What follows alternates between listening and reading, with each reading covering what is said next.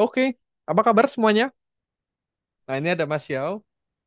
Ya, beliau kisi juga di sini di Algorithmics dan ada aku sendiri ya. Dan hari ini kita akan membahas materi yang sangat spesial, yaitu bridging the gap between slow learner and fast learner. Nah, materinya asik banget karena terkhususnya buat yang handle class group. Ini akan membantu banget. Dan mungkin 50 menit ke depan stay tune, tetap mm, tetap didengarkan dan tetap disimak karena hari ini kita akan belajar bareng. Dan thank you banget yang udah datang. Hari ini langsung akan aku mulai ya. Suaraku udah kedengaran jelas?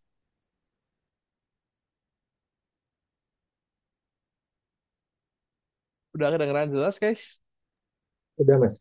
Aman ya? Oke, langsung ya. Di sini adalah kita masuk ke materi nih. Oke, bridging the gap strategies for supporting slow and fast learner together. Nah, yang pertama adalah mengapa sih kemampuan murid itu berbeda-beda? Apa yang menyebabkan faktor-faktor itu ada? Nah, faktor yang mempengaruhi logic ability antar murid itu, nah di sini ada jurnal ya. Sebenarnya ada studi riset yang mempengaruhi itu adalah prior knowledge, behavioral factor, learning style, sama faktor demografis. Nah, dari data ini nanti bisa dibuka. Dari data ini, data prior knowledge itu siswa yang pernah belajar coding sebelumnya atau at least dia pernah belajar logic di komputer, dia itu bisa 2 sampai 3 kali lebih cepat menyelesaikan task daripada yang belum pernah belajar coding sama sekali. Itu baru coding ya. Belum lagi kita ngomongin gadget. Mereka yang baru pertama kali pegang gadget sama yang udah pernah belajar gadget. Nah, itu. Nah, habis itu ada ini juga faktor perilaku.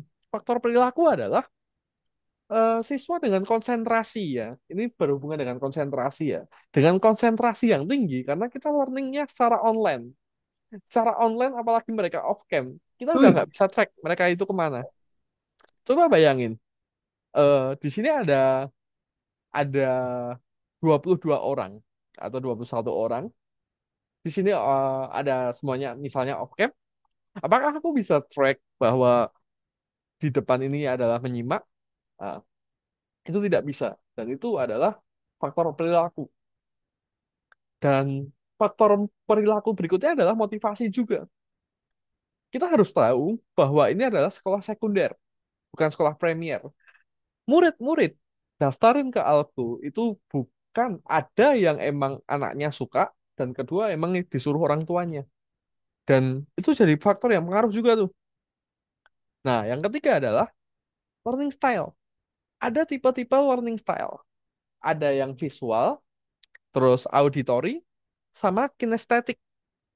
Nah, biasanya anak-anak yang learningnya visual itu lebih gampang karena dia memproses gambar, memproses animasi itu di kepalanya dan mereka paham karena learning style-nya visual. Mereka suka lihat gambar-gambar yang menarik. Terus ketika tutor menjelaskan dia paham-paham aja. Apalagi itu untuk balok-balok kode seperti Scratch atau Scratch Junior. Itu menyenangkan bagi mereka. Atau auditory. Nah, ini biasanya murid-murid PS, Python Start. Dia eh, learning belajarnya itu dengan cara adalah debugging, kemampuan menyelesaikan program. Jadi ketika dijelaskan dia nggak terlalu paham nih. Ketika dijelaskan bingung gitu kan. Cuma ketika dia menyelesaikan tas demi tas, dia paham. Atau ketika ada diskusi di sana dia paham. Nah, ini tipe-tipe learning auditory. Yang ketiga adalah kinestetik. Nah, mungkin kita skip yang ini karena kinestetik itu berhubungan dengan langsung praktek real, kayak memegang sebuah robot atau memegang sebuah benda seperti itu dan praktikal langsung. Kita skip yang itu. Dan ada faktor demografis. Nah, ini yang paling pengaruh ya. Faktor demografis ini seperti kita harus ingat dulu sebagai tutor, kita harus tahu demografis murid kita. Murid kita ini background latar keluarganya kayak gimana. Maksudnya at least kita tahulah papa papa mamanya dia itu siapa gitu. Karena ini faktor yang pendukung banget cara orang tua mendidik dan dari latar belakang lingkungannya dia itu mempengaruhi banget kecepatan dan logic ability murid itu di kelas. Contohnya, murid-murid dari non Jawa, luar Jawa, cenderung lebih susah memahami gadget. Walaupun walaupun nggak semua ya, tapi cenderung lebih susah dibanding murid-murid yang domisilinya Jabodetabek. Itu pengaruh loh teman-teman. Pernah nggak sih? Nah ini aku coba ya, quick survey ya. Pernah nggak sih eh, kalian mempunyai murid-murid yang domisilinya Jabodetabek belajarnya cepet-cepet? Tapi Tapi kalau muridnya dari misalnya dari kota-kota kecil atau bukan kota besar, nah seperti itu cenderung slow learner. Bener nggak? Bener nggak? Coba. Nah ini faktor demografis yang sangat eh, berpengaruh. Nah ini juga ada jurnalnya. Dan ini adalah tantangan kita mengajar di kelas dengan kemampuan yang beragam. Nah ini adalah eh gini ya. Jadi kita paham dulu, ini untuk kelas grup ya. Jumlah kelas grup itu 8 sampai 10 orang. Lah, grup aku 5 orang, Kak. Ya, itu belum kena merger aja. Nah, tapi kelas grup itu paling nggak 8 sampai 10 orang.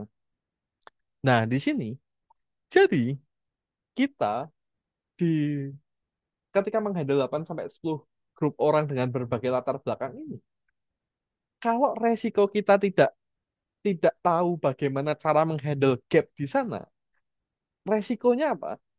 Slow learner itu bisa frustasi tertinggal, akhirnya not interest lagi, dan fast learner bisa jadi bosan sama kehilangan minat. Karena alah cuma gini doang. Jadi gitu loh teman-teman. Yang fast learner harusnya kan eh, pembelajarannya cepat kan. Nah itu bisa jadi kehilangan minat. Yang slow learner juga kehilangan minat karena frustasi. Sama-sama frustasi dua-duanya. Baik yang atas maupun bawah sama-sama frustasi. Dan eh, jadi lost interest atau tidak prolonged. Itu dia. Dan oke, aku akan coba berbagi sedikit ya. Dan kita coba akan belajar bareng. Nah, terus strategi apa sih yang bisa kita lakukan? Nah, ini. Untuk slow learner, kita bisa gunakan scaffolding. Bimbingan bertahap hingga mandiri. Nah, ini biasanya aku lakukan di kelas grup ya. Bimbingan bertahap itu apa? Bimbingan bertahap itu gini. Nah, murid dengan slow learner itu nggak bisa kadang nggak bisa ngerjain tas. Oh, kamu tak jelasin PPT, kamu tak lepas gitu, kamu ngerjain tas. Apakah mereka bisa? Orang kadang buka platform aja harus share screen lalu kita remote, jangankan ngerjain tas. Kadang kayak gitu, apalagi yang VP beginner tuh. Nah, ya kan? Nah, caranya pembelajaran bertahap gimana? Kita buka PPT-nya, kita buka buka contohin cara ngebuka tasnya gimana, kita ajarin loginnya, dan kita ajarin, oh klik nomor modul ini ya, klik nomor satu ya. Habis itu nomor satu seperti ini. Kalian bimbing pelan-pelan buat ngikutin kalian dulu. Karena mereka nggak tahu, bener-bener nggak tahu loh apa yang harus dilakukan itu nggak tahu. Ketika di depannya ada laptop, ini laptop, kalian menjelaskan PPT, terus habis itu muridnya suruh ngerjain. Mereka itu bener-bener nggak tahu apa yang harus dikerjain. Jadi kita bimbing dulu. Oh, ini loginya seperti ini. Terus habis itu cara membuka modulnya di sini, tasnya di sini. Tuh. Dan cara mengerjakannya seperti ini. Dibimbing dulu. Semua orang di situ, baik fast atau slow learner tadi, dibimbing dulu caranya. Satu step, dua step dikasih dulu. Habis itu berikan contoh konkret, visualisasi agar lebih mudah dipahami. Nah, kalian bisa gunakan ini ya, gunakan annotation ini kayak gini. Nah, terus apalagi untuk kelas-kelas VP, kelas-kelas PS itu kan sebenarnya storytellingnya bagus, teman-teman. Untuk kelas VP kan perjalanan luar angkasa. Untuk kelas PS adalah magang di suatu perusahaan programmer dan mereka jadi developer magang sampai jadi junior programmer. Nah, itu gunakan contoh-contoh visual seperti itu. Karena kalau mereka nggak dikasih visual, oh hari ini gunanya ini, itu cuma bisa dicerna oleh orang-orang dengan pemahaman yang sistem penangkapan otak yang bagus. Kalau kurang bagus nggak bisa. Nah, lanjut, yaitu adalah beri latihan tambahan di luar kelas secara mandiri. Nah, ini boleh juga dilakukan. Ah, ini belum selesai ya. Si David ya, tolong kerjain ini dong nanti di rumah dicoba, coba lagi gitu. Gak apa-apa aja, fair-fair aja. Yang penting kita jangan bilang bahwa itu PR atau wajib dikerjakan gitu, jangan. Kerjakan kalau punya waktu gitu. Oke, lanjut. Itu yang slow, yang susah. Nah, kalau yang fast, sebenarnya fast ini agak agak agak susah-susah gampang ya. Gampang-gampang susah sih lebih tepatnya. Karena sebenarnya fast ini nggak terlalu mengganggu di kelas. Lebih ke kadang songong aja. Tapi nggak terlalu mengganggu. Lebih mengganggu ke slow learner. Misalnya, aku tanya deh.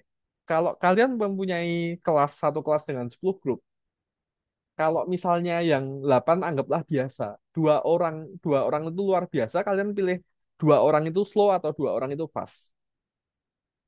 Coba jawab jujur.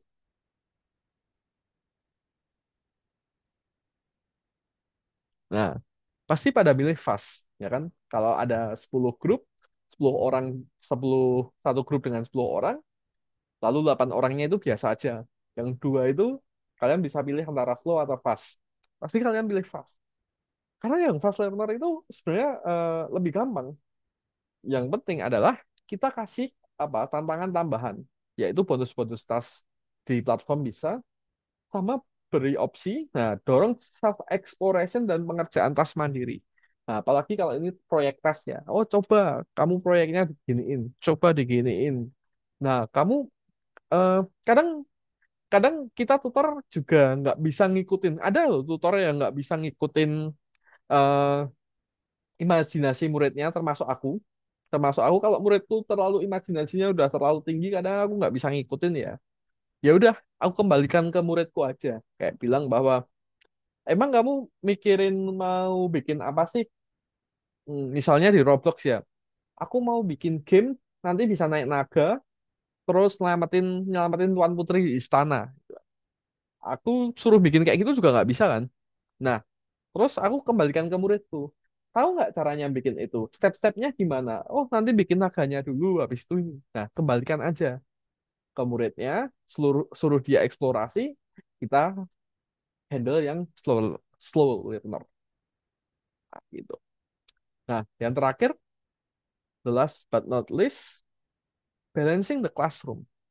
Nah, ini metode yang aku gunain ya, karena kalau di situ ada gap, ini bisa buat semua course, teman-teman. Nah, gunakan pembelajaran dengan metode pembahasan soal bersama untuk 1 sampai 3 soal. Nah, gini, gebesnya kayak gini. Kadang murid yang benar-benar slow, sangat-sangat slow learner, itu mereka aja susah loh buat buka tas loh. Susah buat ngerjain tas. Oh, kita masuk ke modul ya. Oh, ini modulnya. Oh, ini modul satu, diklik. Habis itu lesson 3 diklik. Oh, ini tas satu, di next. Kayak gitu aja susah loh. Nah, caranya gimana? Kita coba bimbing dulu, paling enggak 1 sampai 3 soal lah. Mau itu fast, mau itu slow. Kalau emang kesenjangannya seperti itu, kita bimbing dulu. At least biar, jadi maksudnya dibimbing itu adalah kalian share screen. Mereka nggak usah share screen nih. Mereka nggak usah share screen. Cukup ngikutin aja yang ada di layar kalian. Jawabannya kalian bimbing satu-satu. Oh, cara ngerjainnya kayak gini ya. Misalnya, contohnya nih. Contohnya VP ya.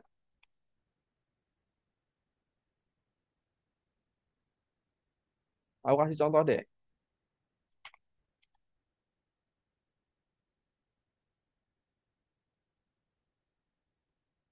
Oke, ini VP ya.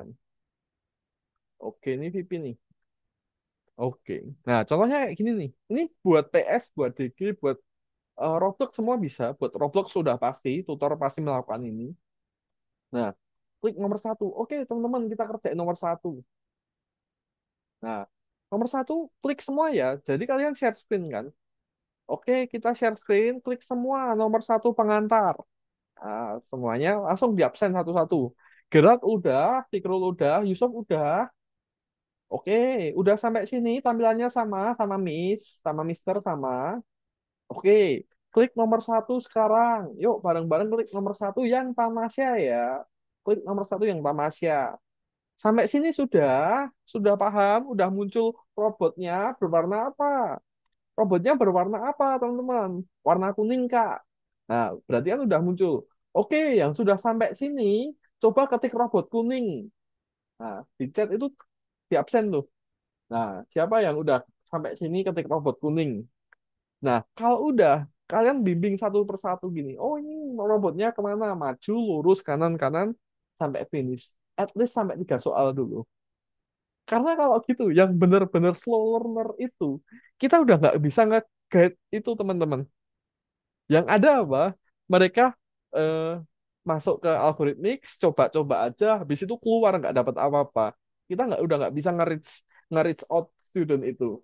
Makanya itu harus pakai metode seperti itu. Kalau emang ada yang benar-benar slow.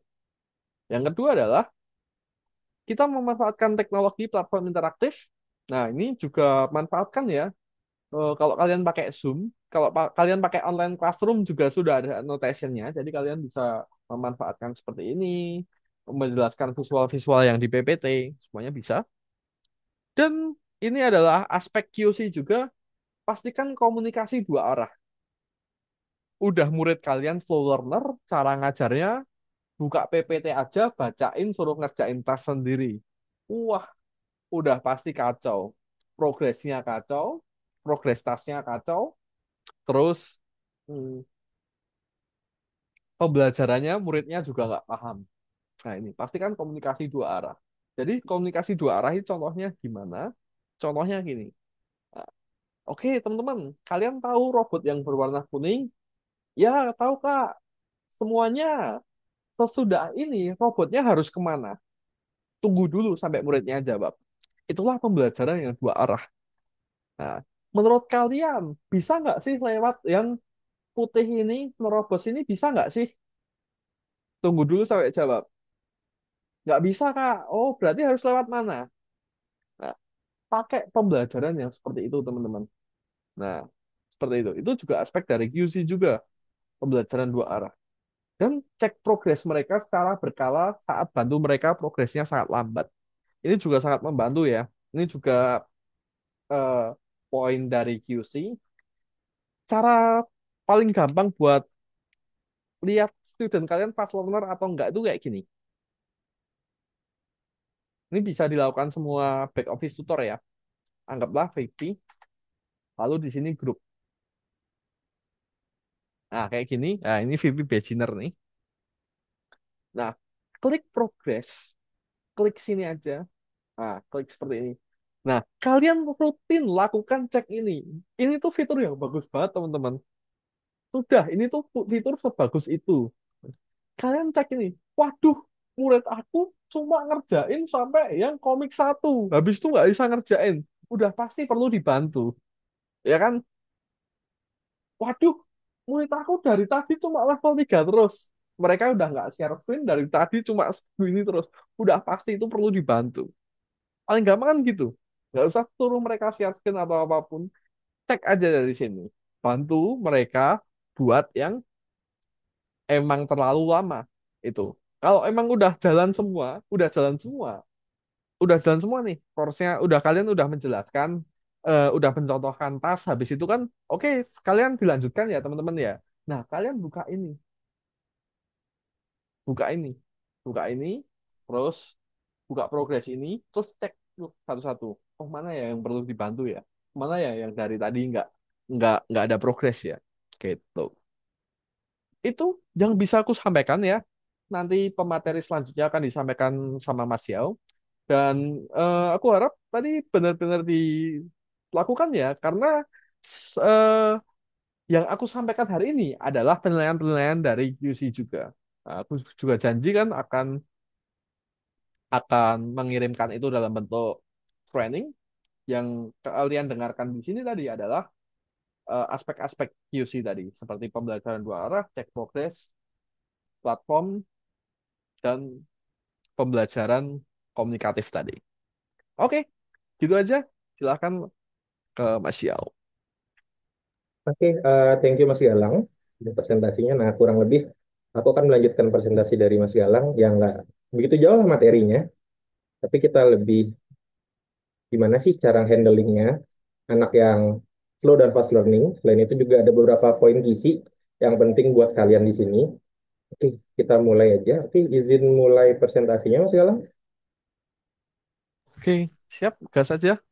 Oke, di sini ada bridging gap for learner. Ya, kita kan udah tahu nih, lalu ada masalah di kelas grup dikasih tahu Mas Galang tadi. Ada slow dan fast learner.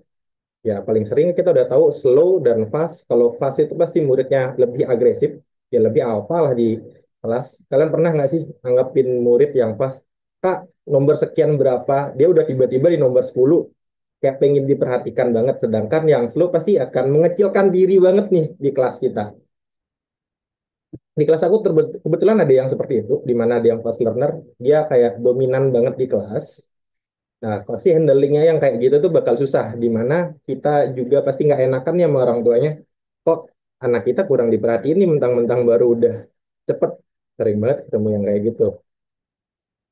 Nah, tapi yang slow itu kadang-kadang orang tuanya, ya kadang ada yang cuek, ada yang biasa aja nih responnya, kadang juga minta diperhatikan, namun ujung-ujungnya mereka malah pernah nggak ada yang komplain sampai di WhatsApp, oh anak saya ini kurang diperhatikan.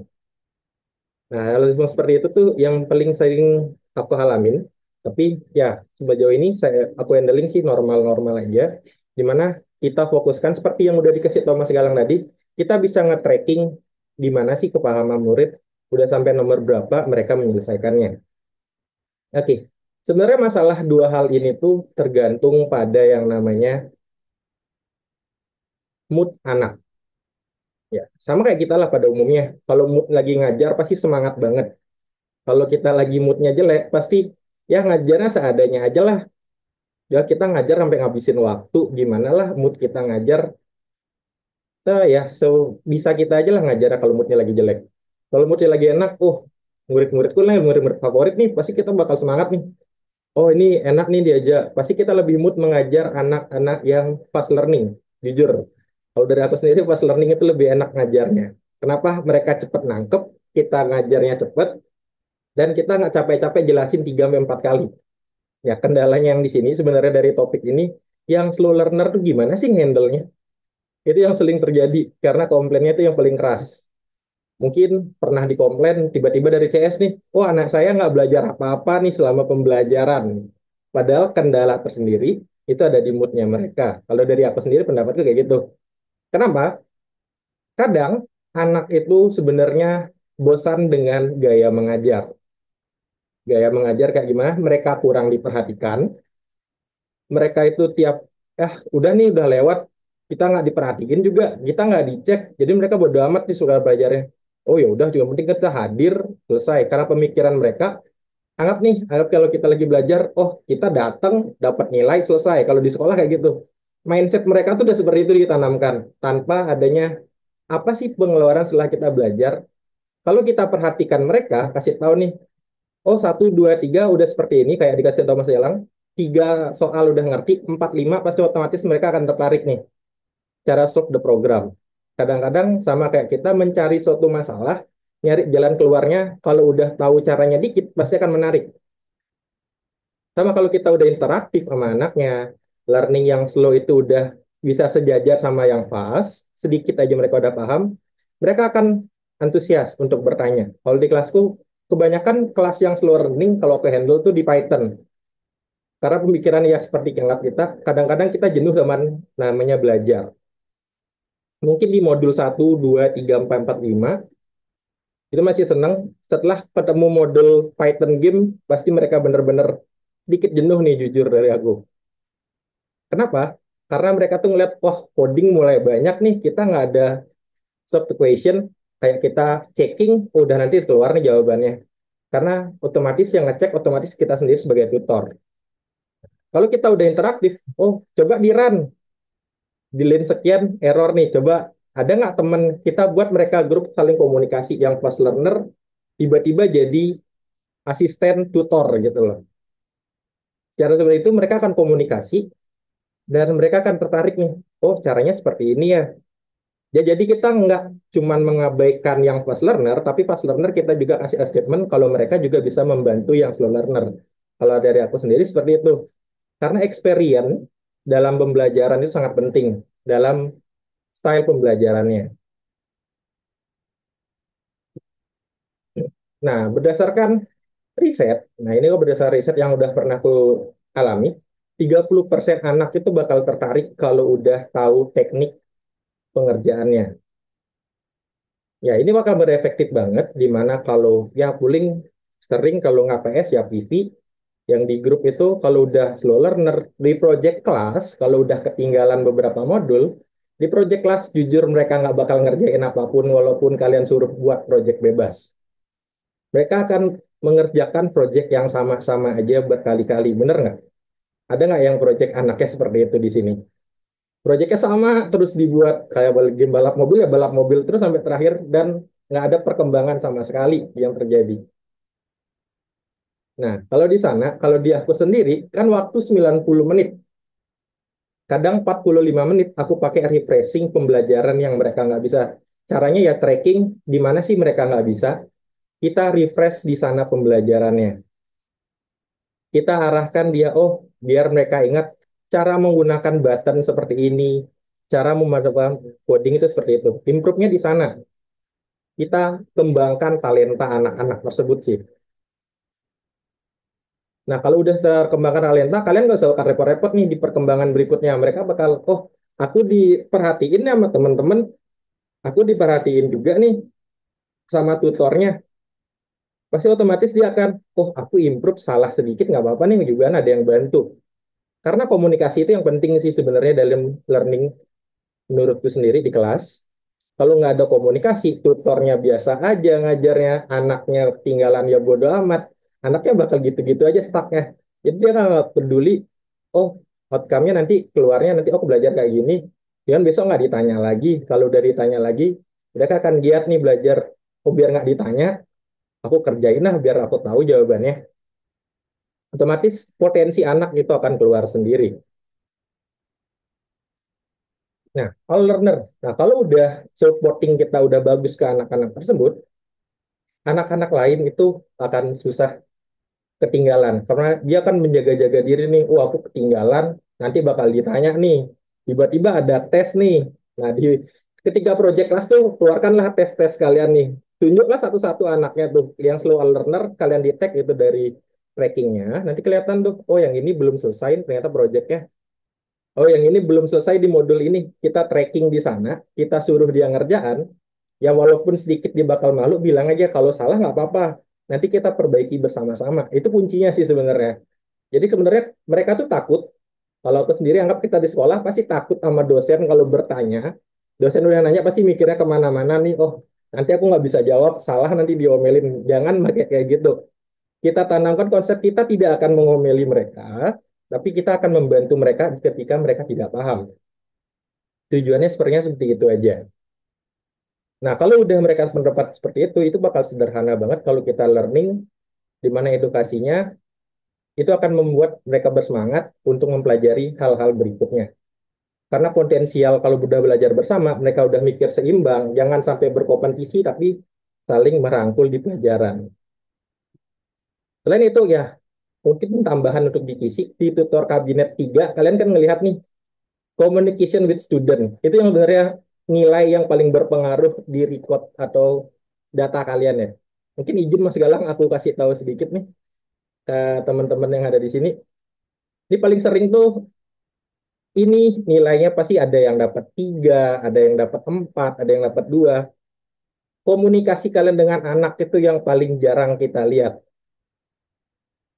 Mungkin kalian tiba-tiba improve, ya di pertama aja kalian nyebut 1, 2, 3 sampai 10 anak semua kalian sebut, tapi di pertengahan kadang-kadang ada yang miss tuh. Tiba-tiba ada yang progresnya nggak dilihat, di sekian nggak dilihat. Di terakhir kadang-kadang kalian nggak ngecek beberapa anak itu. Sebenarnya ini yang paling penting dari nilainya paling besar menentukan penilai quality yang berapa kalian dapat. Ada kontak anak, itu di mana kalau di awal aja pasti kalian akan basic dapat 3. Kalau kalian terus-menerus kalian akan mendapatkan nilai yang kalian inginkan tentu saja. Di mana 4 paling standarnya kalau kalian terus-menerus menanyakan. Kalau kalian sampai respon anaknya oke, udah sampai berapa, nomor berapa, kalian checking, kalian notice terus anak yang tertinggal, itu pasti bakal aku berani jamin pasti akan dapat angka 5. Entah two way communication, kontak, kalau price seal ini kalian price yang udah bisa. Kalau untuk progress otomatis 5. Kalau ini terpenuhi, pasti ini otomatis akan dapat 5. Kenapa? Yang tertinggal kalian notice, otomatis two way communication dan set kontak itu akan dapat 5. Oke, dan sekali lagi mungkin kalau disiplin kelas itu tergantung kelas kalian sendiri ya. Aku juga sendiri kadang-kadang handle-nya susah, di mana anak-anak yang kayak alpha itu pasti bakal on mic sendiri, mereka akan ribut sendiri. Mungkin ya kalau kalian keberatan, kalau nggak keberatan sih di mute aja nggak apa-apa. Kalian tentukan ketika Q&A aja baru dimulaikan mic itu ditekankan. Ya habis itu ya selain itu nanti udah dibahas sama Mas Galang. Kalau attention ke anak ini itu yang penting tadi sih menurut aku yang slow learner itu lebih ditekankan. Kalau yang fast learner mungkin dijadikan asisten tutor aja. Kalau yang udah cepat banget disuruh bantu-bantu temennya aja. Oh ini yang coba dibantu dong. Mungkin anak namanya Arfan. Arfan dibantu dong. Si ini Dika dibantu. Itu akan memunculkan, oh aku di notice juga. Selain itu temanku juga menotis. Sebenarnya komunikasi sih kunci dari efisien dan mood anak. Kenapa? Aku tekankan lagi, kalau mood, kalau kita udah ngerasa kayak keluarga, pasti mood kita untuk ngobrol sama yang lain, bertemu dan hadir di kelas itu akan lebih sering dihadirkan. Dan mereka akan merasa nyaman di kelas tersebut. Oke. Selain itu yang inti udah dibahas sama Mas Galang. Mungkin ada pertanyaan nggak dari teman-teman tentang beberapa materi yang tadi? Atau ada kendala nggak di kelas? Ayo guys, silakan bertanya nih. Oke, dari Ada pertanyaan kak saya. Nah, boleh boleh nih. Siapa nih Jadi Mas kan Gerald ini ya? sebenarnya baru tadi ya, kan saya punya murid yang mungkin dia sudah sedikit melampaui dari material yang sudah disediakan oleh Algorithmics ya. Nah, tadi meski saya sudah menawarkan untuk, bukan menawarkan sih, lebih tepatnya saya sudah memperlihatkan apa sih tingkat selanjutnya itu nanti seperti gimana, kan itu tentang kelas 3D. Tapi ya harus saya akui itu jadinya kurang terorganisir. Nah, itu gimana ya biar lebih terorganisir gitu. Soalnya kan jadinya kayak harus improvisasi gitu. Nah, biar gak improvisasi teing gimana gitu.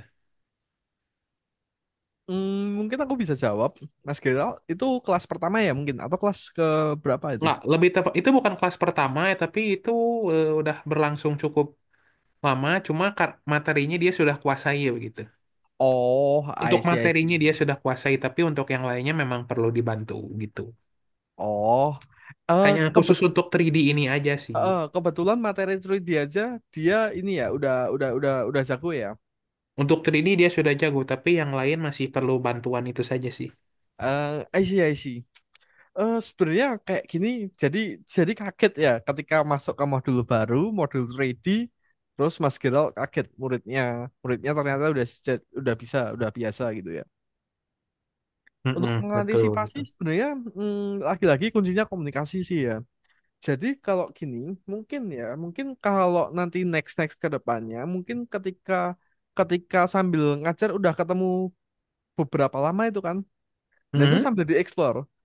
Kamu pernah belajar desain nggak sih gitu? Atau kamu pernah belajar apa? something nggak sih tentang course ini? Oke, apa? Gitu kan? Mm-mm. Oke, lalu apa yang kamu pelajarin gitu? Nah, itu kan kita tahu. Jadi kita sekalian sekalian apa ya namanya? Profiling ke murid kita. Entah apa yang pernah dia pelajari, apa yang pernah dia belajar, dan eh, apa yang dia bisa. Karena gini, aku juga punya murid, singkat cerita, aku punya murid sebenarnya jago banget pemrograman. Waktu itu dimasukkan di Roblox kan. Mm-mm. Dimasukkan di Roblox, cuma ternyata dia udah belajar HTML, CSS itu udah biasa banget. Udah terbiasa ngetik kode. Nah, di Roblox itu kan kodenya cuma kopas aja. Nah, dia terbiasa buka 3D modeling dan lain-lain, tapi padahal sebenarnya jago banget. Ketika ketika aku eh, ketika aku profiling, kamu udah pernah belajar ya pemrograman ya? Oke, ketika udah selesai Roblox aku arahin PS. Ternyata jago banget dan bener aja ngetiknya cepet banget, logiknya bagus banget. Nah, itu eh, jadi sebenarnya ketemuan pertemuan dengan murid itu kesempatan kita buat cari tahu apa yang murid suka, apa yang murid pernah pelajarin, dan apa yang udah murid kuasain gitu. Jadi next mungkin bisa diterapkan gitu aja. Jadi ke depannya nanti kita bisa kasih preferensi yang oke lah buat murid kita. Oke, terima kasih Kak. Oke. Mas Fikrul Ihsan tadi aku lihat Ya mas, tangannya. uh, ini nanya mas, ini terkait ini ya murid yang lambat. Kebetulan Hmm. saya ada kelas Python, ini baru nyampe kondisi bersarang. Ada satu murid di kelas saya itu nulisnya lama kak, nulisnya kayak satu-satu gitu mencetak, tek tek tek gitu. Terus pas mau diarahinnya, yang dia misalnya lagi bagian dibagiin kode ya, yang nyari-nyari error.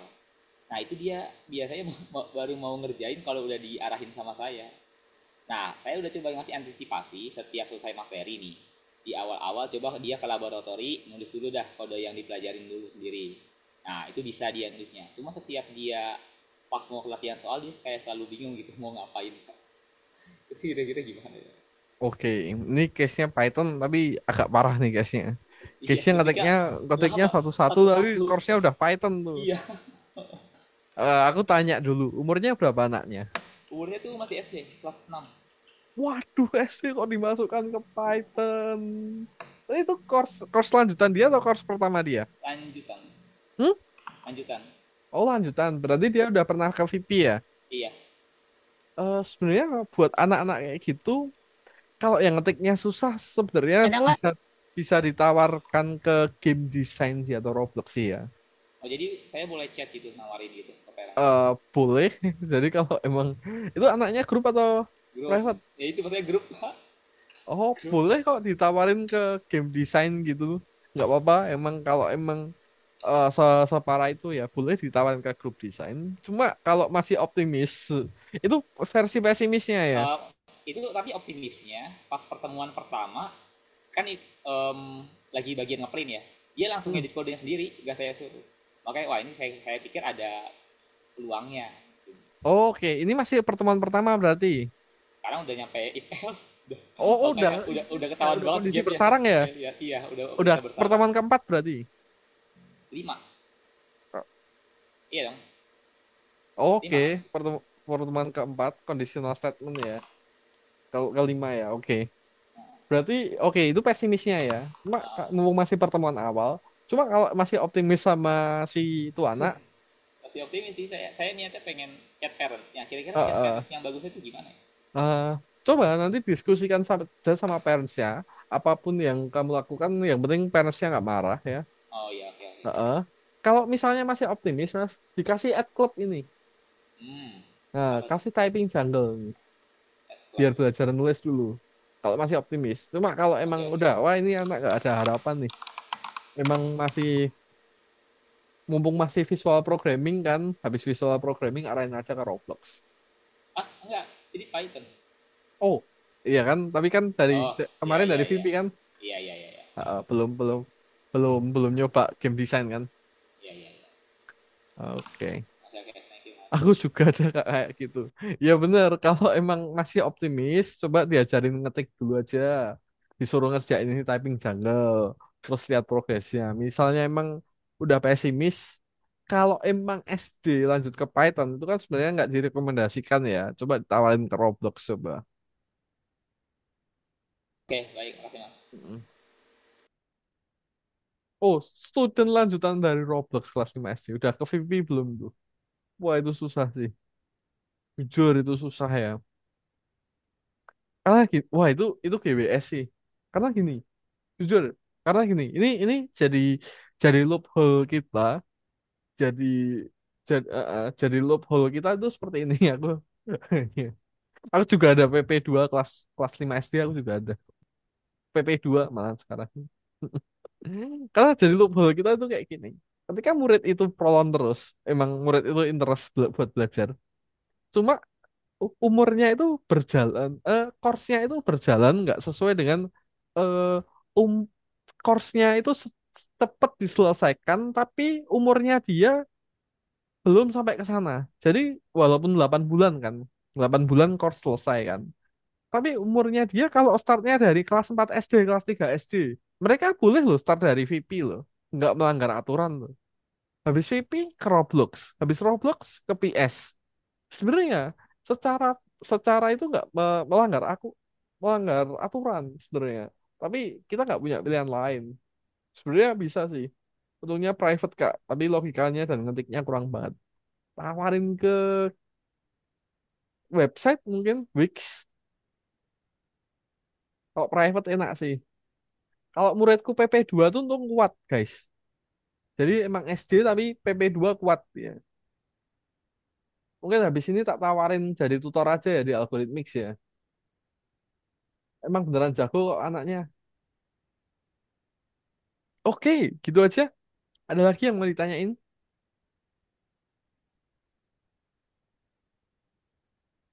DG ke DL, banyak banget murid DG usia bukan usia DL lagi, tapi masih minim literasinya.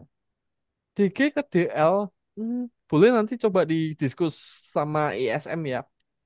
Kalau gini, pokoknya harusnya nge-assign course itu sesuai sama umur dulu. Strict to the age. Kalau aku cuma bilang ke ISM dan CS sama sales tuh, strict berdasarkan umur dulu. Jadi emang kalau umurnya sesuai, kan ada tuh di silabus umurnya sesuai dengan umur berapa, sesuai dengan umur berapa, sesuai dengan umur berapa. Itu emang kalau umurnya masuk ya why not? Karena kita harus berdasarkan umur dulu yang terutama gitu. Jadi ya coba tawarin aja. Yang penting orang tuanya setuju dan kalau itu lebih baik ya why not? Oke, gitu aja. Ada lagi yang mau ditanyakan? Oke, mungkin Mas, aku ada satu question sih sebenarnya. Hmm. Nah, ini kan udah selesai TV nih. Aku nggak yakin banget nih dia bisa di Roblox atau di ini. Lalu umurnya masih kelas 3 atau kelas 2 ya? Nah, itu sebenarnya MET itu udah ready nggak sih materinya? Soalnya aku ngajuin MET dari 1 bulan lalu tuh anak private. Sampai sekarang belum masuk ke postmed soalnya. Em, matematika itu buat umur 8 sampai sorry, 9 sampai 10 tahun yang mat master ya. Ini ada tutor mat ya. Oh, Kak aliran ya. Mat Explorer ada yang umur 6 sampai 8 tahun. Nah, ini Kak Aulia ini ya tutor mat. Boleh Mas itu diarahin ke mat aja. Udah aku arahin sih sekitar 1 bulan lalu, tapi sampai sekarang belum diproses. Orang tuanya sampai nge-WhatsApp aku, tapi aku notice ke CS belum sampai sekarang belum diproses. Oh, kasih kasih ke aku aja nanti. Ntar aku yang notice. Atau kasih ke TL-mu. Nanti aku yang notice aja. Kasih ke aku aja. Nanti tak tak prosesnya langsung. Oke, aman ya. Oke, oke gitu ya, aman ya guys ya. Oke, let's sum up ya. Jadi kita belajar di sini tadi buat bagaimana menghandle buat gap di dalam pembelajaran grup. Dan ininya tentunya materinya sangat bagus dan aku juga thank you banget buat Mas Yawi yang hari ini jadi speaker. Dan nantinya di minggu ini akan ada assessment ya teman-teman ya. Pastikan dikerjakan assessmentnya dan ada lomba juga. Nah, ini ada lomba juga ya buat